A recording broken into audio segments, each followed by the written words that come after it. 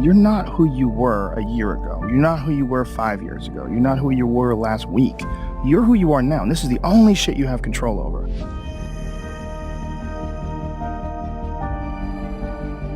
So you gotta regulate how much you dwell on regrets of the past. You really gotta be careful. It's good to have a little.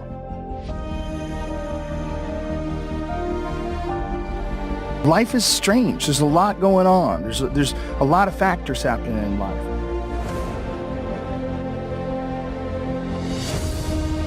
But who I am now wouldn't have ever happened if I didn't f up. There's so much value and there's so much power in trying just one more time. If I didn't make those mistakes, I wouldn't have understand the importance of friendship and kindness, and I wouldn't understand the beauty of love. I wouldn't understand the full range of it because I hadn't felt the sting.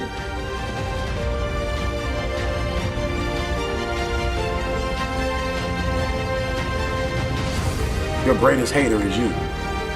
Your greatest hater is you. Your greatest fear is you.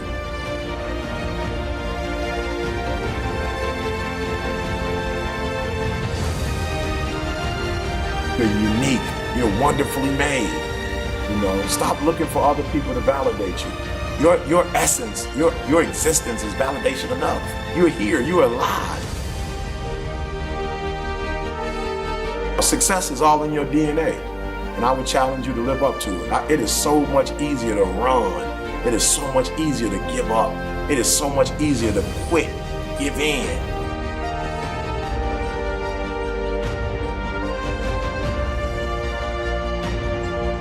I dare you to believe in yourself. I dare you. I dare you to be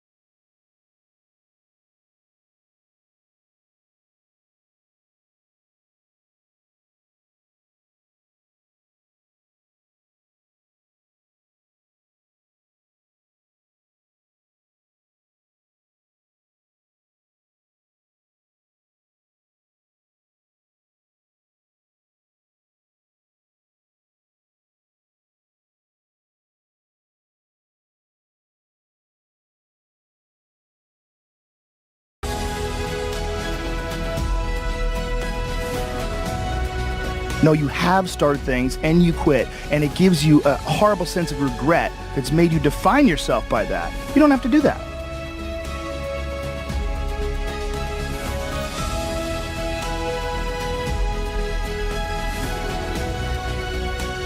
Write down what you would like to fix about your life. And then just, if you're 30 pounds overweight, you want to lose 30 pounds, do it the right way. Go start eating vegetables, monitor your calories, write down what you eat, exercise every day, force yourself to do it.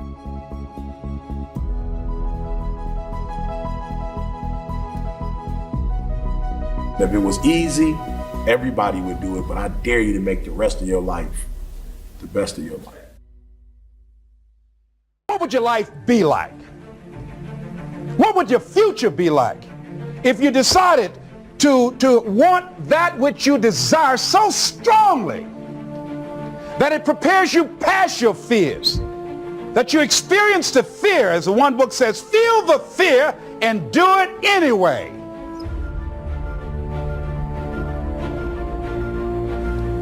What would your life be like? And I'm saying to you that all of us who have been entombed by fear have the capacity to resurrect ourselves.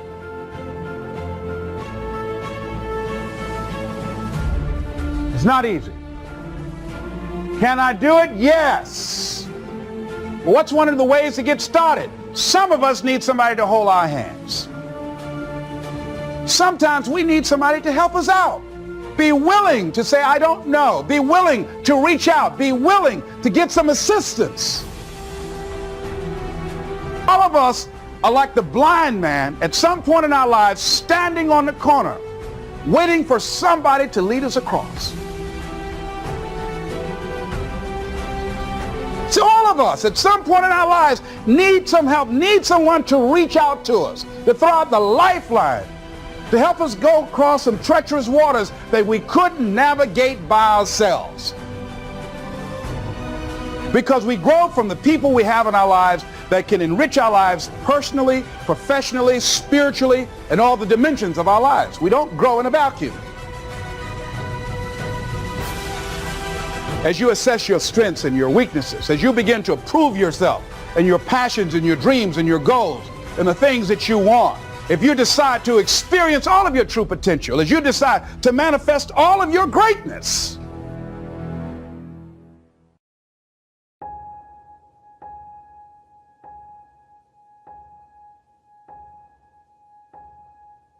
something had to happen, and you may not have liked it. I'm not saying because the Lord works in mysterious ways. You didn't like it, but what are you going to use it for now? That's my question today.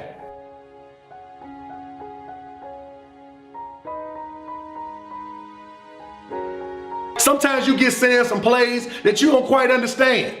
But if you run that play and you run with it, then you can make something happen and it'll blow you away.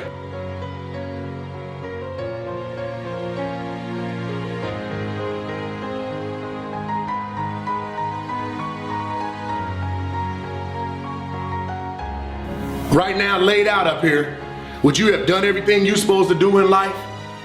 Would you be where you're supposed to be right now?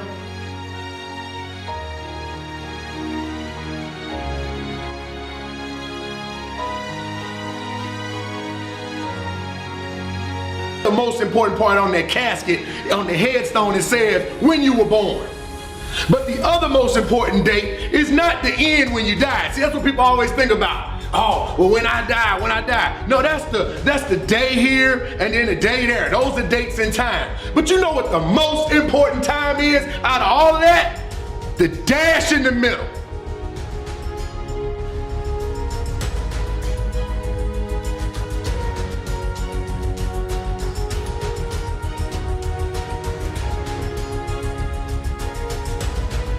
See, I didn't understand that back then. I didn't understand that dash in the middle was the most important thing. It was what I did from the time I was born to the time I lived. And that small dash didn't have a number, but it had a whole lot of memories.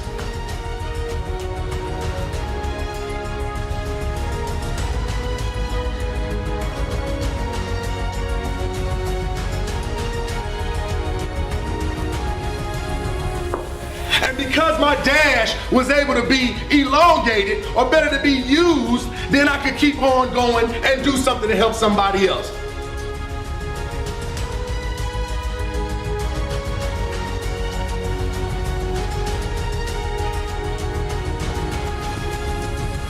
understand that you got an opportunity in front of you right now to do something. That could have been me. That could have been me standing right next to him when he was shot. Other people were hit with bullets, they didn't die, but it could have been me at that time. But it was not me, and I have to say to myself, now what am I gonna do with it?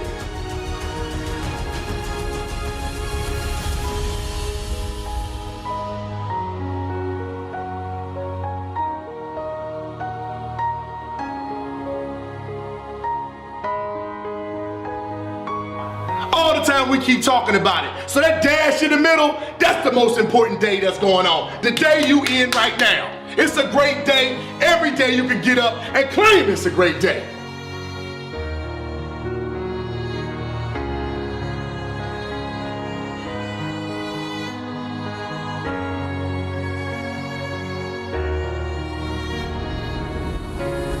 Even if it goes bad, it ain't all that bad, because it could be a whole lot worse. Because as we was laying down the casket, that was the worst day for him. That was the worst day for them. How many people have you lost and you got to a point where you step back and said, I can't make it? Oh no, yes you can, because you still living.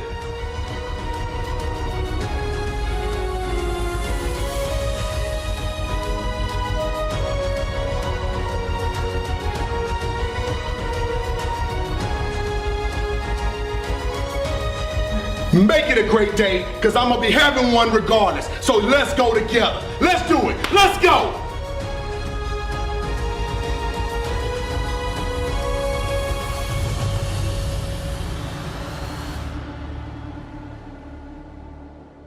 The one commodity that is most valuable on this earth is time. Time to love, time to live. From the moment the human body is born, it begins dying. I don't think you quite caught that. Let me say it again. From the moment the human body is born, it begins dying. Some happen faster, some happen slower. Some of us help them go faster, and some of them prevent it from happening sooner than later. Coach Hyde coming to you live on the field of life. How many seconds, how many minutes do we waste every day doing things that are nowhere near the goals and aspirations and passions that we have inside? How many times do you go through the course of a day and realize, did I do anything I set out to do today? Write down those goals each and every day. No matter if it's 2 goals a day, if you can accomplish those, then you're doing more than just making it through the day. You are living and achieving your dreams. You know, as inspirational speakers, we don't want to just talk to you. We want to live that as well. I've done that in my life as well. Find time to better yourself, read, explore, research, live life, do things you've never thought of doing before. That's what it's all about. When you're born, that's that date that they put on the left side of the tombstone. When you die, they put another date on the right side of the tombstone. But that dash in the middle is the most important thing on that tombstone. That is a line that throughout that entire time frame, you were able to impact and touch others' lives. You were able to leave your mark on this earth. You were able to build a legacy that nobody could change. You were able to have it to where people remembered who you are no matter what. When you're living for that dash in the middle, you're going to remember your why. Your why you're here. Not the why did you do something? Your why, your reason for getting up in the morning, your reason for pushing yourself past the brink of exertion and giving up. Your reason for moving on and getting things done in life. That dash in the middle, that's the thing that pushes you.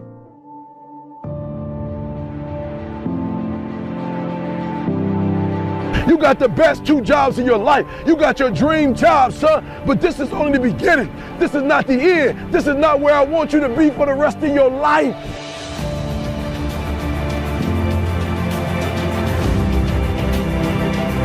Pain is temporary.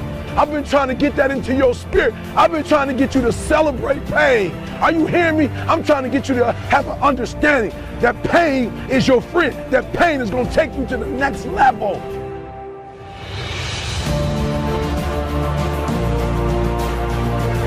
It's not your circumstances or your situation that determines if you're going to be successful or not. I've been telling you, it's your mindset. I'm telling you, when you're going through pain, I know what you're feeling. I know exactly, because I've been there, I've done that, but you got to work through it.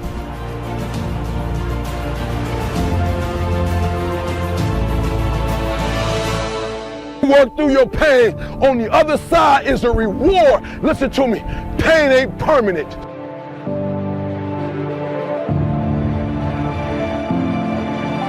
Your pain ain't permanent. You can get through this. You bigger than your pain. You better than that.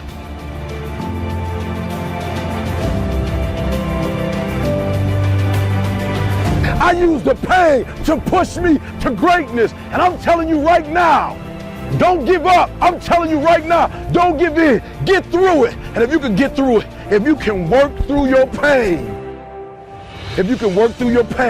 I'm guaranteeing you on the other side is a reward.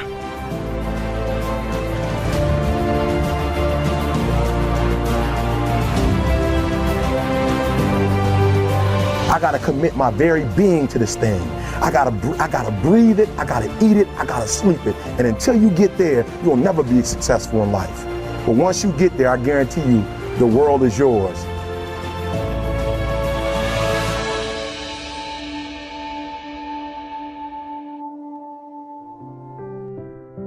Just stop for a second.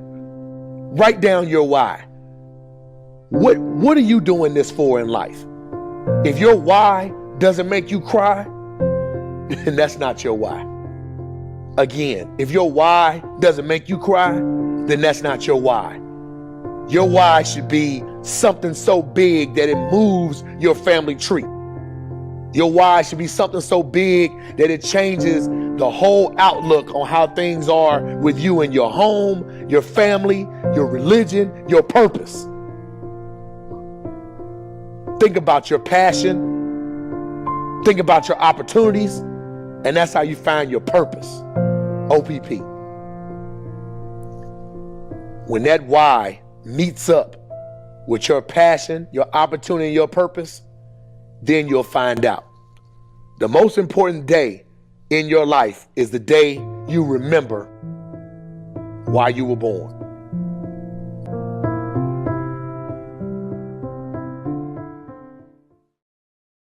What would you do if you had 1 year to live and guaranteed success in anything you decided to do? What would that be? What would you do with your life if you had it to live over? Getting to know yourself. What is one value, one deep commitment from which you would never budge? Ask yourself the question, what would your life be like? What would your life look like if you decided not to care what people thought of you? What would your life be like if you decided to give up some of your fears? What would your life be like if you decided to become courageous? What would your life be like? It takes courage to live your dreams. It takes courage to manifest your greatness. It takes courage to decide to live, to decide to bring out all of your talents and abilities, to decide to stretch out, to decide to take a chance. It takes courage to be happy, just to be you. It takes courage to enjoy yourself. What are some of the self-defeating behaviors that we become involved in that prevent most people from enjoying themselves? Some people develop the "what's the use" attitude. Why bother? Some people have the "I really don't care." And they convince themselves that they don't care and they don't feel anything. And after a while, they really don't feel anything. Their lives are empty. Some people say, well, it's really not worth the hassle. Just too hard. It doesn't bother me anymore. The fact that I'm not living out my dream. The fact that I'm capable of doing more and I'm not doing it. The fact that I'm content but I'm not fulfilled. the fact that I'm not living my dream. If it's not giving you what you want, it's going to take courage to decide to do something differently. When you truly have a vision for your future that inspires you, you're going to jump up out of bed in the morning and feel great about going at life versus being miserable and going to a job you hate. The only thing that stops you from getting what you want in life is the bullshit story you tell yourself. You want to ask yourself, how can I use what I'm going through as fuel for my growth? You want to ask yourself, what is the gorgeous opportunity hidden inside this so-called problem? I mean, and if you look at the mass of humanity, they really train their brains to focus on problems, right? They hit a wall and they just, because of their belief system, they don't know it because most people are not really that aware of their belief systems. So they blame it on the world. They blame it on the supplier. They blame it on the teammate. They blame it on their husband or wife. They blame it on their childhood versus understanding our daily performance reflects our deepest beliefs.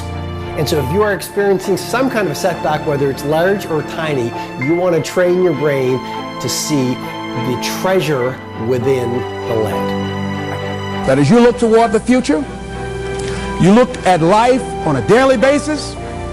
If there's something that you have been given, if you've heard something within yourself that you know that what you're doing now doesn't fit for you, it doesn't work for you, it's not giving you what you want, and there's something else that you want to do, don't allow that inner doubt in you to talk you out of it, to build a case on why you can't have it, to tell you why you're not good enough. You ignore that inner voice and all of the external voices. Don't judge the possibilities for what you can do based upon the circumstances, because the circumstances won't determine who you are. Don't determine what you're able to do based upon your resources. Don't determine what's possible for you based upon where your life is right now. Where your life is right now is not you. That's just what it is right now. But the possibilities for you are unlimited. Most people are governed by their habits, their fears, and the opinions of others. A lot of people never try anything differently because they have been convinced by people in their lives that they value that they can't do it. They're living within the context of the opinions that other people have of them, the low expectations. Many people doubt themselves because when they thought about doing something at some critical point in their lives, somebody they respected and honored, somebody they believed in, somebody that they loved, someone they trusted said, you can't do that. What are you going to believe? Are you going to believe in yourself? Are you going to believe everybody else's judgment on you? Are you going to believe people when they say that you're a failure?